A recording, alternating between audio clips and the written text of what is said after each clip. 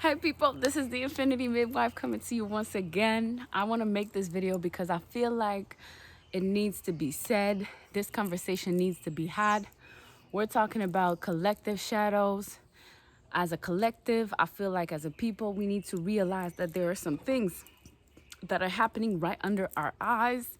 And because, we're too distracted to realize that there are some things we need to work out. We need to look at. I feel like I'm here to bring a little bit of light where there's darkness. Okay, so I'm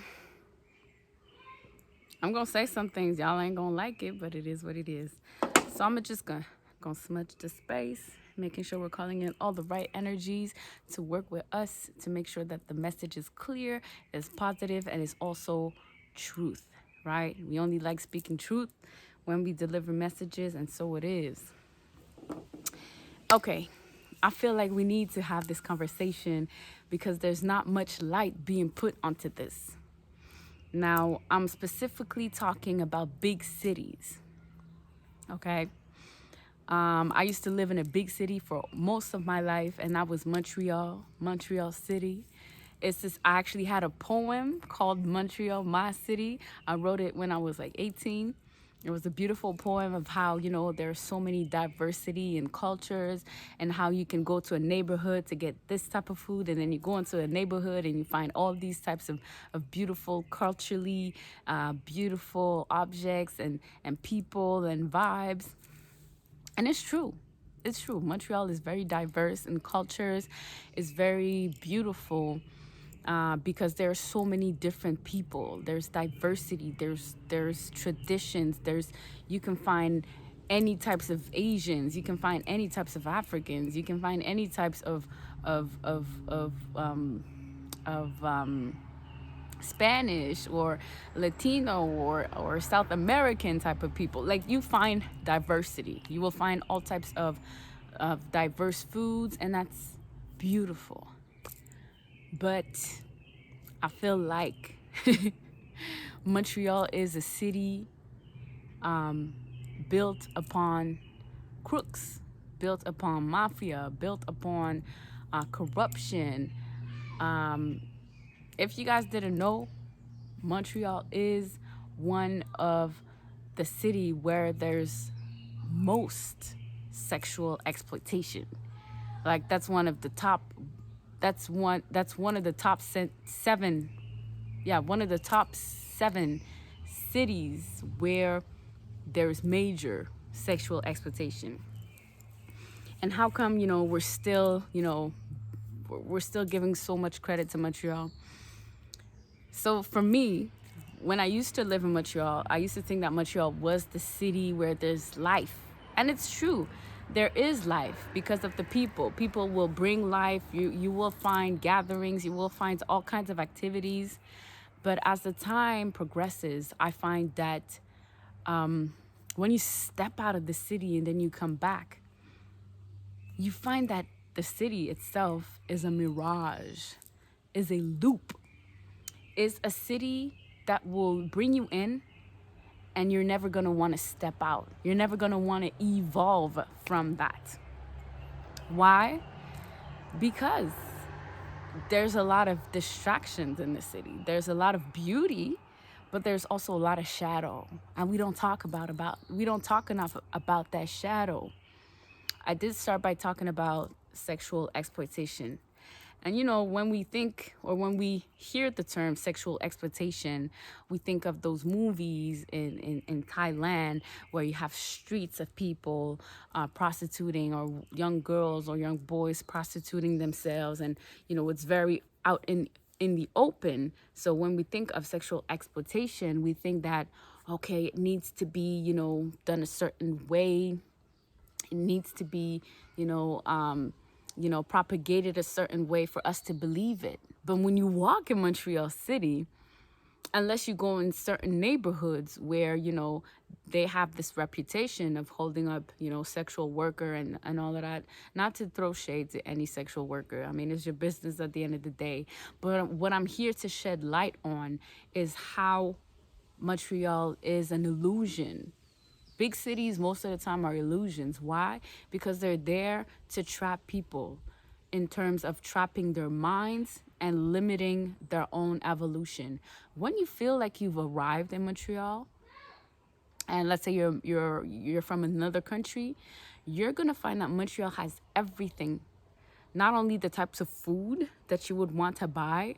So if you're native, I don't know, to a certain country in Africa, you're gonna want to stay in Montreal because they got restaurants where you can buy your own food.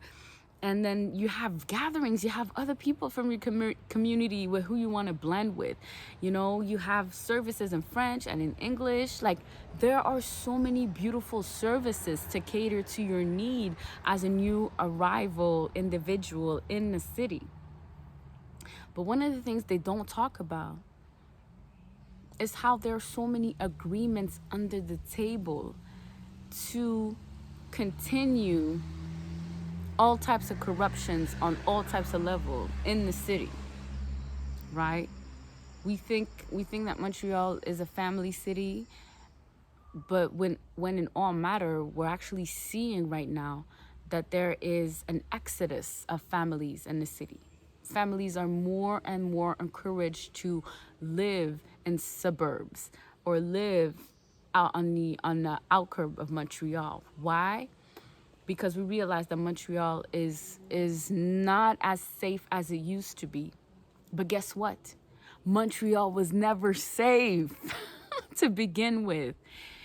If you can tap into the archives of what Montreal was back in the 20s, you know, there was a lot of jazz, there was a lot of blues. Like, this city was known on the map for jazz, blues, for all types of entertainment. Like, this city was on the map right next to New York. Like, this city was really on the map in terms of diversity and in terms of entertainment.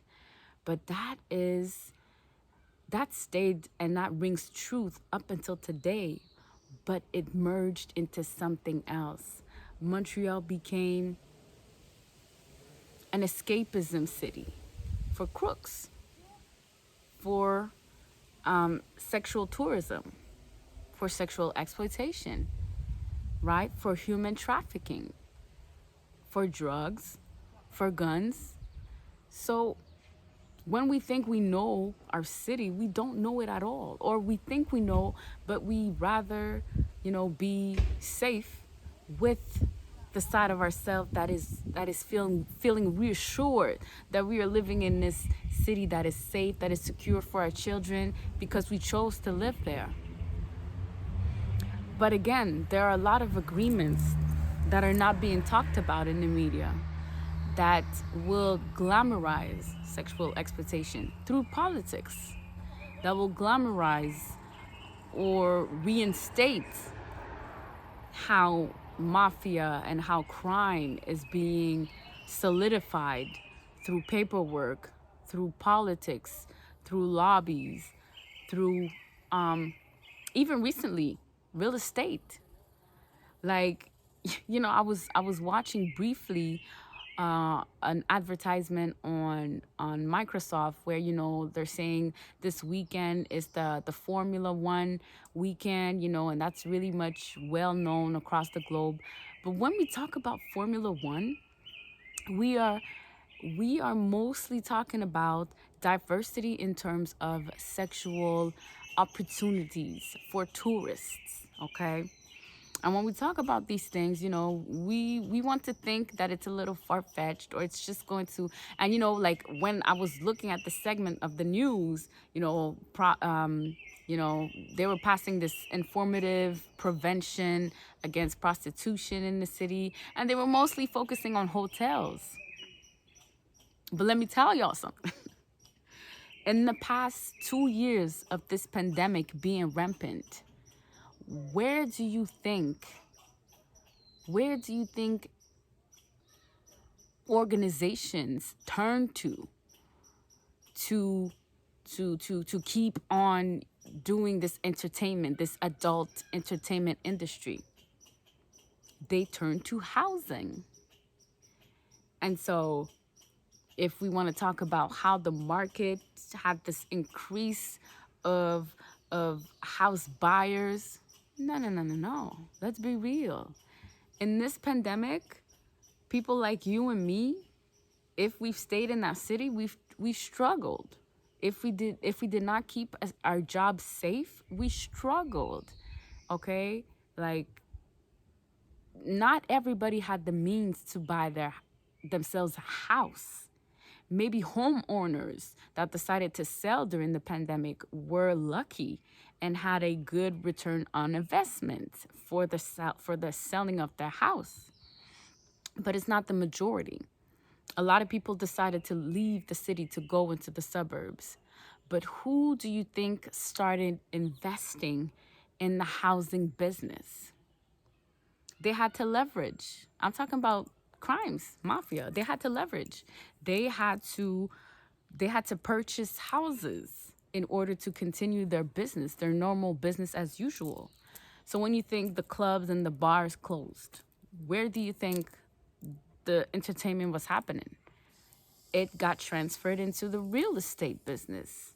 And this is why, you know, we focus so much on hotels now with the Formula One happening this weekend, but what we fail to recognize is most of the entertainment will be happening in private, big homes in those gated communities that not much people have access to, or maybe it could be even in your neighbor's house, like in your neighborhood happening. But you won't notice this because it's going to be camouflaged in a way where women are, are very sophisticated, or, it looks like it's a private party, or it just looks like a private gathering happening, when in all reality, it's in and out. It's in and out. It's work going on. It's trafficking happening. It's exploitation happening. But we don't talk about these things because, again, we want to have this image. We want to keep this image of how Montreal is beautiful, is safe, is secure. Not even talking about, the guns legislation and all these situations happening around guns. Like, that's another major one that is not being fully disclosed. But we're going to settle for, again, our mindset of what we think Montreal is, and we wanted to keep it that way. So we're gonna close our eyes on so many things when in actuality the city is corrupt on a very much bigger scale than we think. And so we have to realize the type of politics that has been happening in that city was never to the benefit of families. It was always and first and foremost to the benefits of crooks, of those that have money. Because those that have money are there to clean their money, to make more money. So it's never really about, okay, so the front is Montreal is a city for families. But in reality, you can find maybe in 10 families that maybe 3 or 4 out of them have their daughters being sexually or prostituting or escorting or being out there doing some sort of, maybe their daughters or their sons. And that's just common. That's just regular. You will find people that will have jobs, and you will find a lot of people having all types of other jobs, because you have that leverage, you have that option in Montreal. So when we want to talk about, so there's a lot of shadows in that city. Talking about shadows, it's about to rain, y'all. So there's a lot of shadows. There's a lot of shadows happening in that city, but we need to come to the conclusion that when you think of living in that city, if the city is too good to be true, start asking yourself questions wherever you are. Okay, if you're in New York, if you are in a city where it's very live, if there's not that much conservative legislation or regulations, it's about to rain. You need to recognize. You need to recognize. You need to recognize that there's something, that there is some sort of agreement to how the city is being run. Okay? Let me go and get the rest of my stuff. Okay, you guys, so that was the video of today. I will do another part 2 about collective shadows in cities that we big up so much. You know, we want to have this belief, again, like children, we want to have this belief that we are safe and we are, you know, protected by the law, when in reality the law was never there to protect you to begin with. You just have to know to make usage of it, right? Oh, look at the skies. I'm gonna show you the skies, guys. Look at the skies. Woo. Yeah, it has started. So on that note, I love the rain, but I'm not gonna continue that video in the rain. Y'all stay safe, stay blessed, and we'll talk another time. Peace, y'all.